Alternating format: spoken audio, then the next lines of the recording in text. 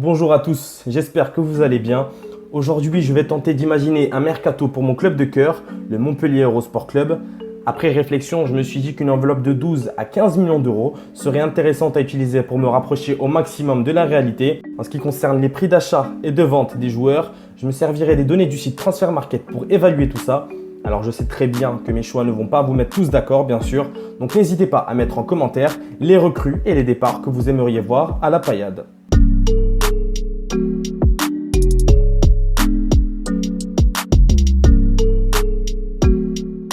Et on va commencer par le poste de gardien, celui qui hante les esprits des supporters, qui va être le portier numéro 1 lors de la saison prochaine. C'est officiel, Geronimo Rulli ne va pas porter le maillot de Montpellier. Le gardien a d'ailleurs posté un communiqué remerciant la paillade pour son soutien la saison passée. Mais c'est surtout parce que la Real Sociedad ne souhaite pas négocier l'option d'achat de 10 millions d'euros assortie à son prêt la saison dernière.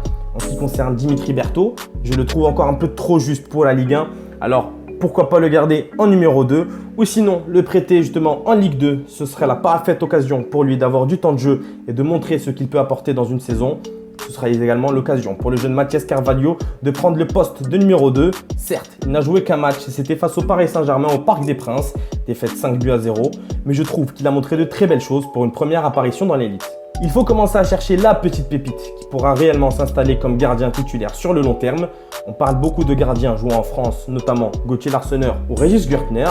Les médias ont aussi parlé de Guido Herrera, le gardien de but de Talares en Superliga Argentine. Je me suis mis à chercher de mon côté, j'avais trouvé plusieurs pistes possibles pour ce poste. Je m'étais d'abord tourné vers le gardien d'Anderlecht, Hendrik van Crombrugge, mais ses demandes salariales pourraient freiner les négociations, lui qui est également observé par le Hertha Berlin. En deuxième choix, j'ai pensé à Ahmed Reda Tagnauti, gardien international marocain qui évolue au Wydad Casablanca, mais il faut peut-être à Montpellier un gardien avec de l'expérience en Europe. Je me suis donc penché sur les gardiens croates du NK Osijek, Ivica Ivucic. 25 ans, 1m95, passé par les catégories de jeunes de la Croatie, par les jeunes de l'Inter avant de s'envoler pour le NK Istra, puis l'Olympiakos avant de s'installer depuis moins de 2 ans à Osijek. C'est sa première saison pleine dans sa carrière et il réalise pour l'instant un très bon exercice dans l'ensemble. Il aura encore l'occasion de se distinguer puisqu'il reste quelques journées pour le club, encore en course pour les places qualificatives pour les tours préliminaires de Coupe d'Europe, un critère qui pourrait pousser le joueur à rester disputer une compétition européenne.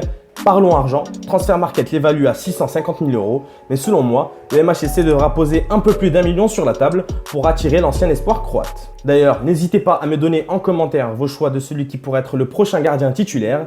On passe à la défense. Je vais commencer d'abord par les défenseurs centraux et selon moi, je ne pense pas qu'on ait vraiment besoin de bousculer ce secteur. On parlait de Pedro Mendes à l'Olympique Lyonnais il y a quelques semaines, mais il a démenti cette information. De retour de blessure, Nicolas Kozza pourrait lui aussi prétendre à plus de temps de jeu cette saison, tout comme Clément Vidal qui n'a joué qu'un seul match cette saison, c'était le match nul 2 buts partout face à Dijon à Gaston Gérard. Après bien sûr on aura l'infatigable Vito Norhilton, Daniel Congré et on peut aussi faire jouer Damien Le Tallec un cran plus bas.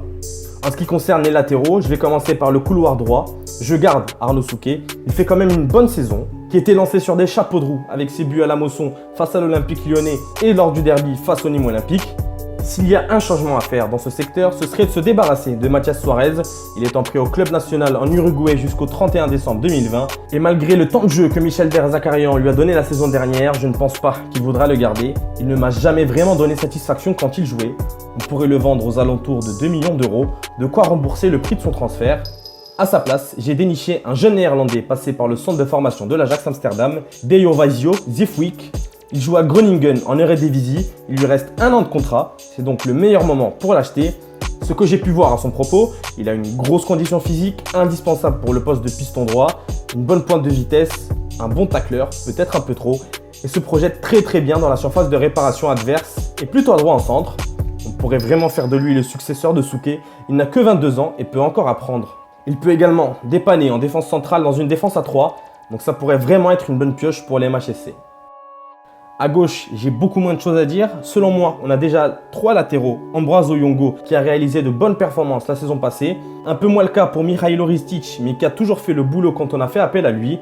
Et on pourra aussi laisser un peu de temps de jeu à Thibaut Tamas, sauf s'il ne part pas en prêt en Ligue 2 pour ainsi prétendre à être dans la rotation la saison prochaine. On a fini en ce qui concerne quand même la moitié du 11 de Montpellier. On peut passer au milieu de terrain. Alors pour le milieu de terrain, je parlerai d'abord des milieux de terrain un peu plus défensifs avant de passer au poste de numéro 10. Alors là aussi, je mettrai un peu de changement. Déjà, je vais commencer par un cas un peu compliqué. Junior Sambia, on sait qu'il a été positif au Covid-19, a passé quand même plusieurs jours dans le coma. Heureusement, il est sorti de l'hôpital et a même eu l'aval du staff médical pour reprendre l'entraînement. Donc vraiment de très très bonnes nouvelles pour lui. Je vous laisse le soin d'ailleurs d'aller regarder l'interview qu'il a donnée à la chaîne YouTube du club il y a quelques jours. Mais en me basant sur la dernière saison, je n'ai pas été totalement satisfait de ses prestations malgré quelques bons matchs, notamment le match nul à Saint-Symphorien contre le FC Metz. Mais dans l'ensemble, je me dis qu'on pourrait peut-être avoir un meilleur milieu dans son genre, un peu box-to-box pour le remplacer. Là aussi, je me suis mis à chercher. Je dois vous avouer que Football Manager 2020 m'a aidé pour avoir plus d'informations sur lui, qui se sont avérées vraies. D'ailleurs, c'est un jeu qui est utilisé par pas mal de clubs pour observer les joueurs et les recruter. Le milieu auquel j'ai pensé qui pourrait s'adapter parfaitement au système de Michel Derzakarian, c'est Evander da Silva Ferreira du FC Midtjylland, leader du championnat danois. Un joueur complet qui s'attelle aussi bien aux tâches offensives que défensives, très à l'aise avec le ballon. En plus de ça, c'est un joueur polyvalent puisqu'il peut jouer plusieurs rôles dans l'entrejeu de Montpellier, dont celui de box-to-box pour remplacer Junior Sambia.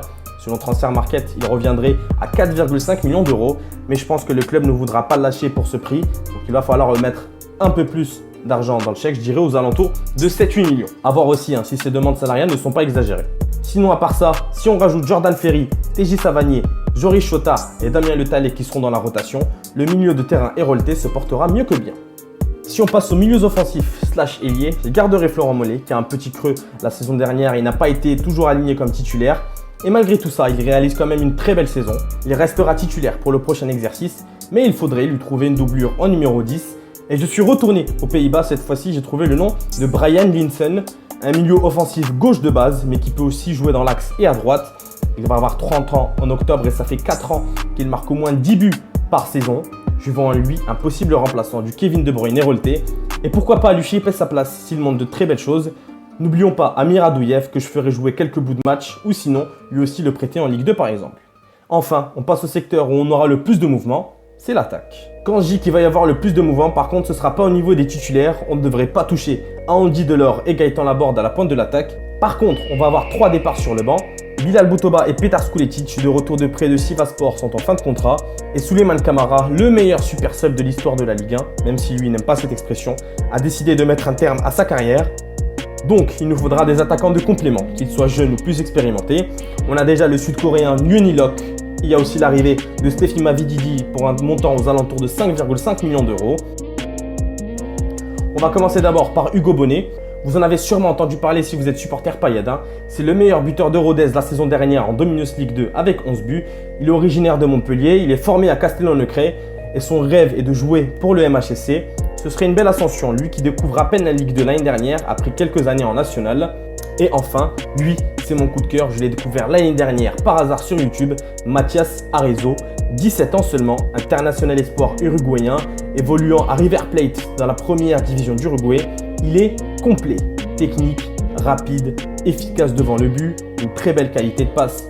Franchement, ça pourrait être un très bon investissement pour celui qui pourrait être, à mon avis, le futur attaquant titulaire de Montpellier.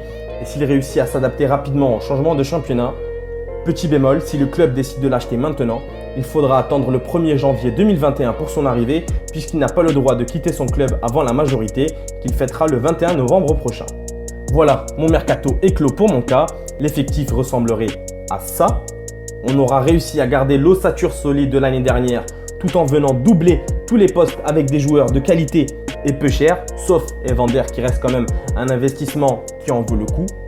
En tout cas, j'espère que cette vidéo vous aura plu. Si c'est le cas, n'hésite pas à laisser un like en bas de la vidéo. N'hésite pas aussi à t'abonner si ce n'est pas encore fait. J'essaierai de sortir quelques vidéos autour du football si celle-là vous plaît. Et aussi à me suivre sur les réseaux sociaux, notamment Twitter et Instagram. Et je vous dis à très vite.